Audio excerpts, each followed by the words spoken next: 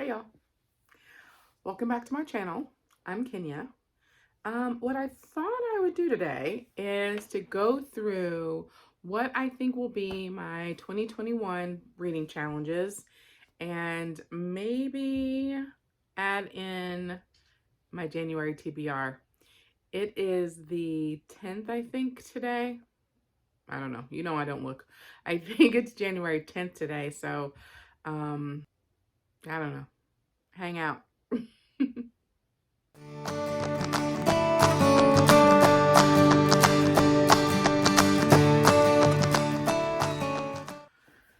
So the annual challenge that I do every year that I've done for the last, I think, 4 or 5 years, sorry to wiggle you, is the Read Harder Challenge. Book Riot puts it out.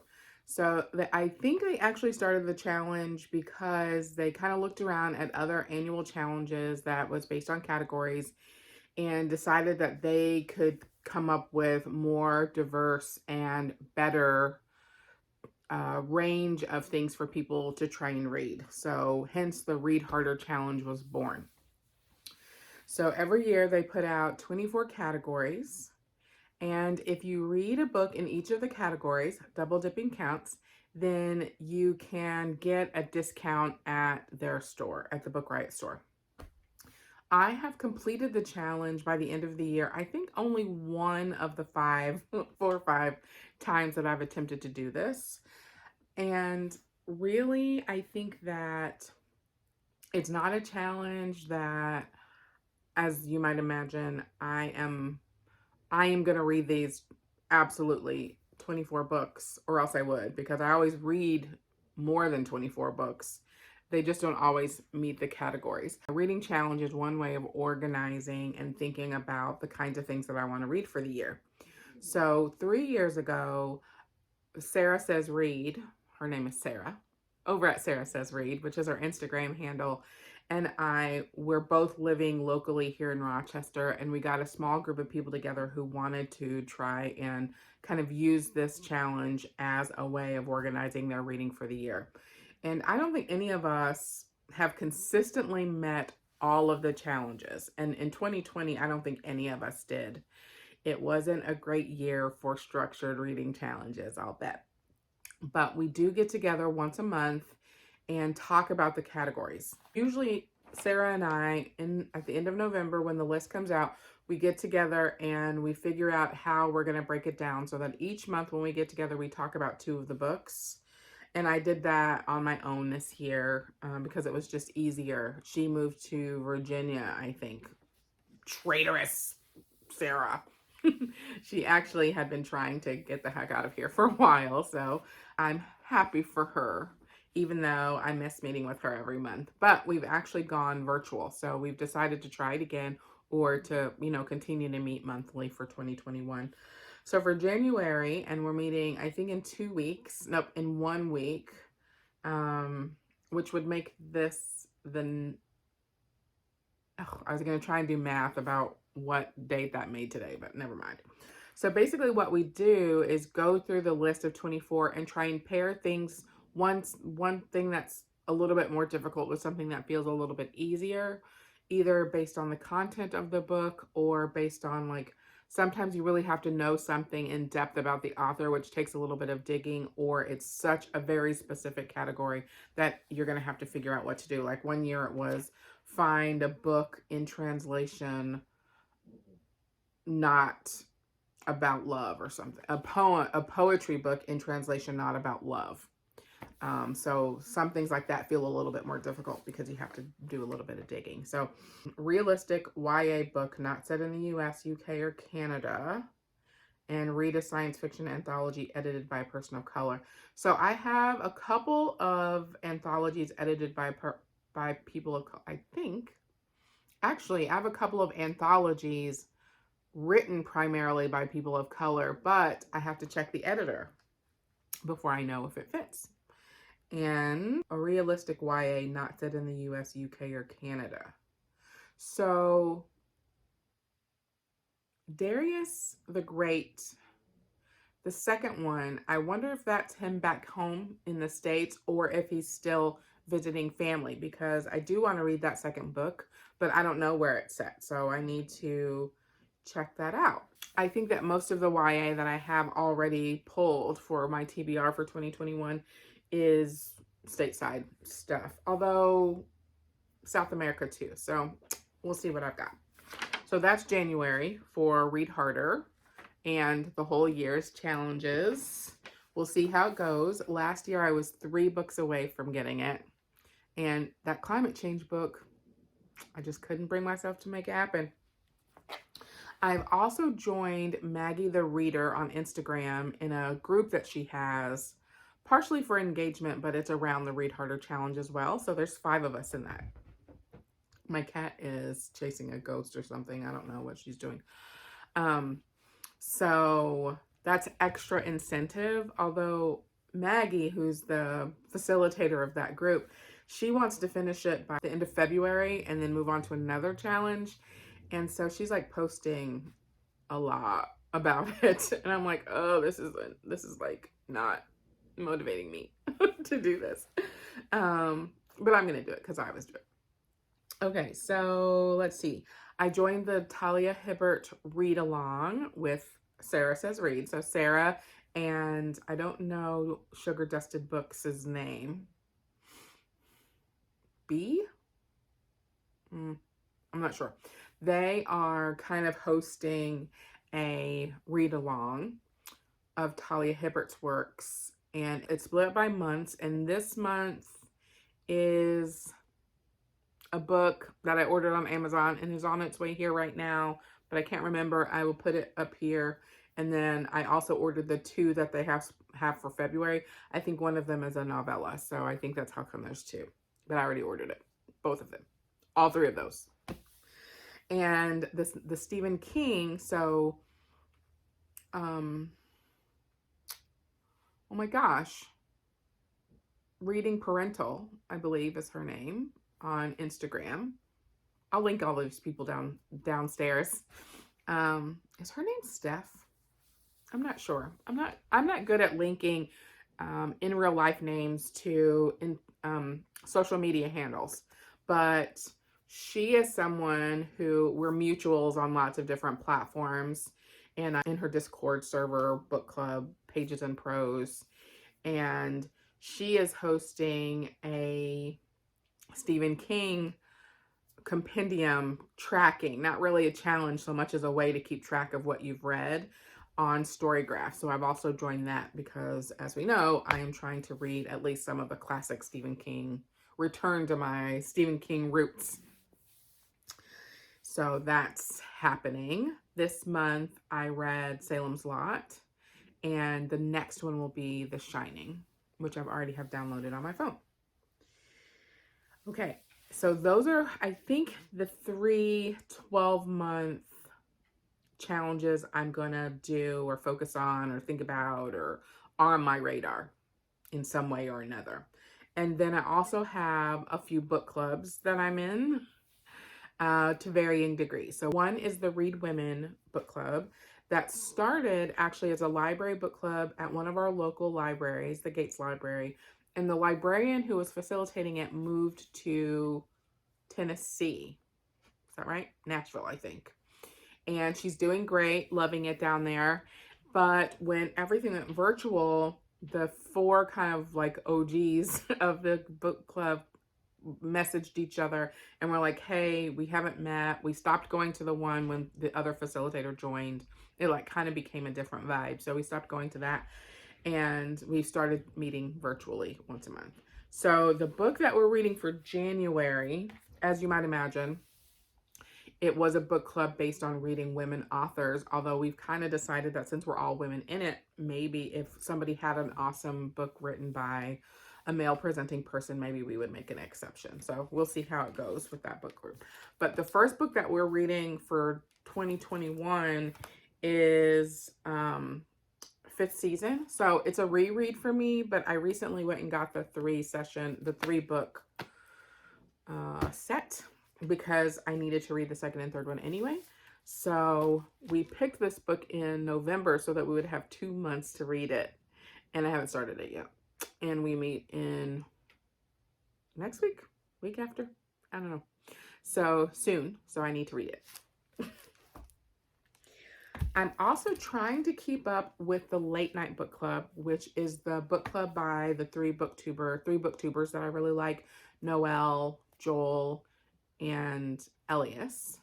And for this month, they read The Invisible Life of Addie LaRue by B.E. Schwab, and I've read almost every other one of her books, so I was going to read this one anyways. So I finished it yesterday so that I could listen to their discussion today, assuming that I do that. I actually think that I've had already read every book that they picked last year. It's a newish book club, and I just never make it to attend their discussion. So I'm excited to be able to do that today, hopefully, and to kind of hear how they discuss this book.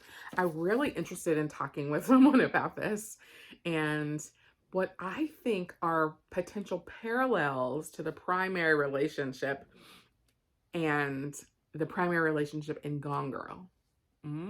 Intriguing, right? I don't think that's going to come up, but so their next book is The Shining, which is why I chose that one as my next Stephen King compendium read. Okay, and then Boozy her name's Erin over on Instagram. She has a book club, and she picks a book. Kind of, it's a voting kind of system. And for this month, the book is The Wrong Family. This will be, I believe, the third or fourth one. I've only attended one. It's the third one. So I didn't know anything about it the first month they did it. Then Midnight Library was the second book. I read that one, attended the discussion. It was a great discussion. Third one was In a Holidays. I was a little meh about that book and didn't attend. I had some other thing that I had to do. And so this one is the fourth one. And if it's kind of stays on this same vein of the kind of books that are picked, I don't know how devoted I'll be to the book club. Although I love Erin. I love her Instagram, which is fairly new but super successful. She's super funny and clever, and we've instant messaged each other through the app a few times. So I really like her a lot, but I don't know if I'm going to stick with the book club or not. But this is for January. Haven't read yet. Okay, and then, if I've never mentioned this before, I'm a member of the Yelp Elite Squad for Rochester. And the community manager has started a book club. Last year was the first one. And we didn't finish the year strongly because there was apparently some sort of global pandemic. And we were going to read 1984 for our final book of 2020. And that was just not what we needed at the time. So we met last week to get the book set for 2021. And basically what Megan, she's the community manager for Yelp in Rochester. Basically what she does is that she puts the, genres of interest, and then we vote on which genres we want. And then she has sort of like pre-selected 4 books in each of those genres, and then we vote on those. So I was there for the first half of the meeting just to vote on the books, and then I left. So the categories that we're going to read are suspense thrillers, contemporary fiction, true crime, and books that went to Hollywood. And we did also pick the books, and I did see what those were, but I did not write them down. So I will tell you some other time maybe, or maybe I'll post them if she sends us the summary email before I post this. And then the last challenge, and it's a 12-month challenge, potentially, it doesn't have to be, maybe it will be, that I'm planning to do for 2021 is the 12 Friends, 12 Books challenge. So somebody started it, I think, on Twitter. I'm not totally sure. That's where I saw it, and that's where I stole it from, and then I posted it on Facebook, and then some of my friends posted it. So I haven't seen it originated from anywhere other than, I haven't seen it originated in a way that makes it seem like it wasn't Twitter. But I don't think the person that I stole it from was the originator. And you basically say, 12 people recommend me a book. And I posted that on my Facebook, so it's people that I actually know as opposed to the strangers on Twitter. I know a small percentage of my Twitter mutuals. So I will do a separate post for that. But it's interesting, of course, because when you ask for a book recommendation from people, they often recommend you books regardless of what you asked for, which I understand it. But as someone who reads a lot, I'm not actually asking for opinions about what you read in this case. So like if somebody asks, hey, I am really looking for a suspense thriller that somebody would really like that's got a male killer or something. And then everybody will post about, oh, I don't know anything about that, but here are 6 other books that you should read. So that's always so interesting to me when people do that. But when I posted this, 12 friends, 12 books, somebody like the first person who commented was like, oh, you could read this or this or this or this or this. And I'm like, I see, and I'm like, pick one. I'm like, I don't really know, And the next person was like, da da da, blah blah blah. And I was like, I see that my friends have problems with directions. And so then the next 12 people just put one book down, one book. So you got to shape people, y'all. You got to shape people and tell them what you want to see. So I got 3 of the books actually are books I've read before, and I'm gonna read them again. I'm not gonna do that thing where you're like, oh, tell me a book you think I should read, and then you're like, oh, I've already read that, pick a different one. No, I'm just gonna read them again. I've actually reread at least one of them already, maybe twice, because I really liked them, so I don't mind reading it again, especially if there's an audiobook version. And 2 of them are terrible. I've never read them, but I assume they're terrible because, it's kind of like their books. Oh, there's a list that came out locally from librarians, like the best books of 2020 or whatever. And they're all like I know 2020 was rough, and I know that we're all socially conscious and we're working on ourselves and all of that stuff. But does every list have to be like how to be an anti-racist, how to talk to white people about race, why I don't talk to white people about race anymore, white fragility, white tear, though, like, let's split the lists up then. Let's have best nonfiction, best self-exploration, best self-reflection, and then best stuff that people actually enjoy reading. What if we did that? Anyway, so I have several things on the list that aren't about not about social civil justice, but like the environment. But I need to read, like I said, the book that kept me from winning the Read Harder Challenge was about climate change. So I'm going to read it because that was what I said I was going to do. Only one person picked something that was like a YA or middle grade, which was really sad to me.